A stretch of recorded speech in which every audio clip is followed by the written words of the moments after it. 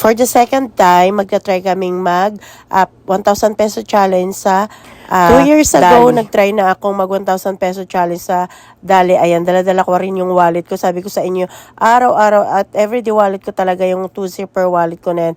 Ilalagay ko yan sa yellow basket. Anyway, balik tayo sa Dali. So, ayan, ang laki ng difference ng mga prices nila. At syempre, yun nga lang, iba rin yung brand na nandun sa kanila kasi parang sariling brand nila. Pero, ayan, may mga branded din naman doon. Like, for example, yung gatas na nakuha ko. Sa pagkakaalala ko, 189 yan sa ibang supermarket. So, sa kanila, 165 lang yung dalawa na yun. So, ayan, naghahanap nga kami ng mga medyo mura-mura at may medyo iba yung price kasi nila dyan kaysa sa ibang supermarket. Kagaya ng luncheon meat na nabili ko nung nakaraan, 146 pesos ata or kulang 200.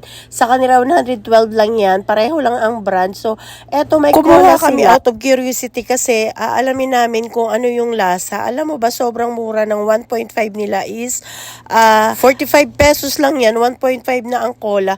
So, diba, itatry natin yan, guys. May mga eggs din sila, fruits and mga gulay din sila. Madami din sila mga frozen goods. Kaya, kumuha din kami ng ground pork, tsaka yung sisig na ready to cook.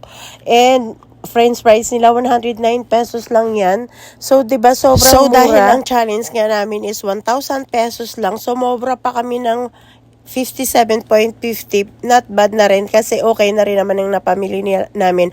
Ang malungkot lang kasi talaga sa Dali, wala kang paper bag or plastic bag. Kailangan mo magdala ng sarili mong lagayan. Dahil wala kaming dalang sariling lagayan, ayan, nagkarton